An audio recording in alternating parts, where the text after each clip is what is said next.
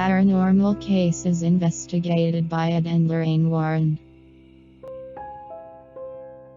The Perrin family haunting.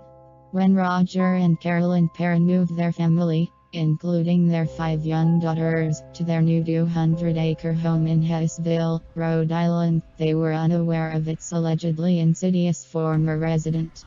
Originally built in 1736, the country home was once inhabited by Bathsheba Thayer and her 4 children, 3 of whom died young. Despite the heir's high infant mortality rates, those deaths and the circumstances around them roused suspicion within the town, resulting in the ostracism of Thayer. Labeled a Satanist by her community members, she allegedly hanged herself in her backyard. While the Perrin family lived in the home, numerous pleasant ghostly interactions, like spirits playing with the children or helping to do chores, were reported. But so were darker interactions from ghosts like Thayer's, who took on a more menacing presence in the home. Disembodied voices, furniture moving on its own, and full spectral appearances were among the many ghostly experiences shared by the Perrin family. Matriarch Carolyn was allegedly one of Thayer's most consistent targets, supposedly jealous of the living woman's role as both mother and wife. The ghost reportedly pinched and slapped Carolyn quite a bit, and he even touched Roger inappropriately on several occasions. The Warrens were brought in to help in 1974, but their presence aggravated the conditions, and their supposed ghost, so much that the family eventually asked them to leave.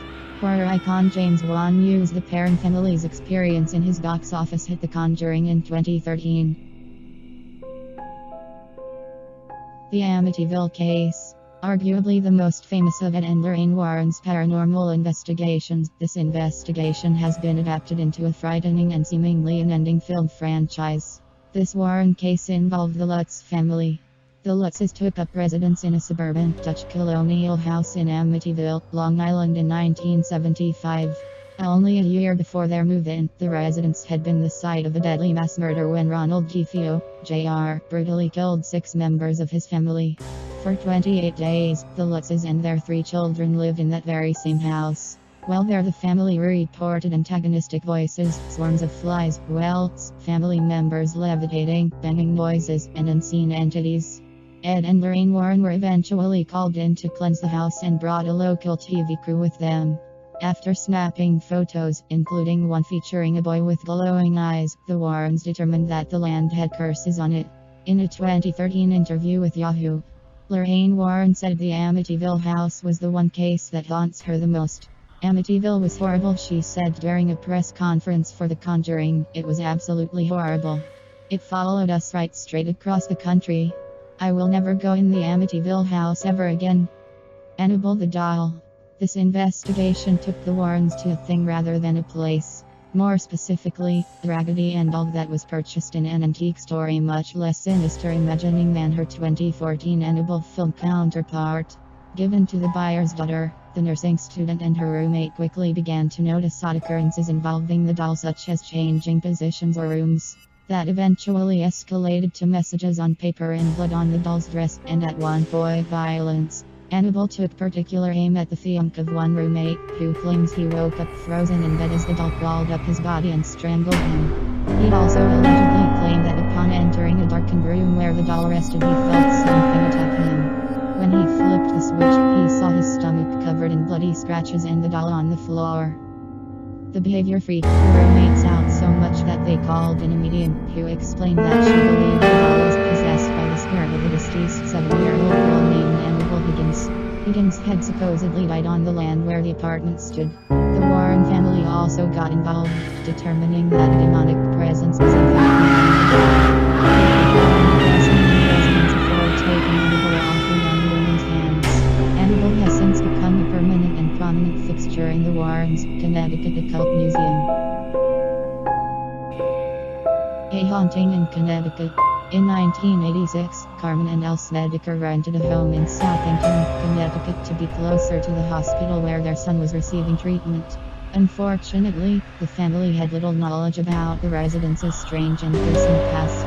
The former funeral home came complete with the remnants of the mortuary in the basement and a graveyard outside.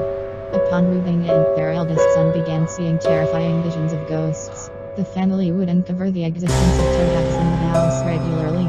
Lights often flickered, dishes would shake, the smell of decaying flesh hovered, and reportedly would, on occasion, turn blood red. Carmen and Ali even alleged that the demons had sodomized them during their 2-year period there.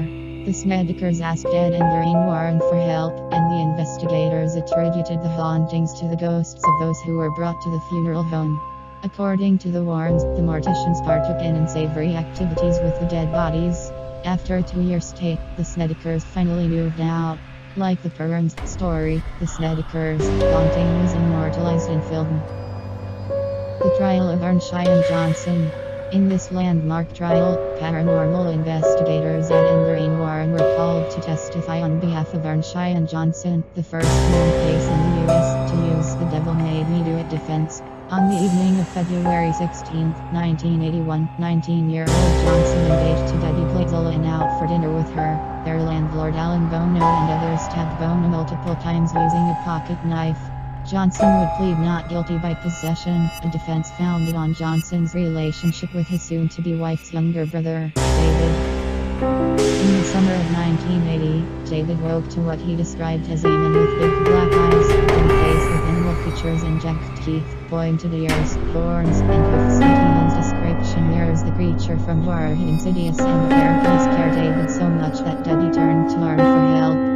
Johnson couldn't find a reasonable explanation for David's bruises or scratches, so the family pivoted to a priest. That supposedly only angered the entity more, causing it to make David hiss, speak in multiple voices, and quote Paradise Lost. The Warrens were brought in. In an interview with People magazine, Lorraine stated that while Ed interviewed the boy, I saw the black eyes with the next to Soon the child was complaining that invisible hands were choking him and there were red marks on him. He said that he had the feeling of being hit. The Warrens supposedly worked with the Diocese of Bridgeport and 4 priests who were brought in to exorcise more than 40 demons from David. The diocese has only admitted to investigating the Glazol case, but allegedly the event saw David return to normal. Arn, however, became their alleged new target.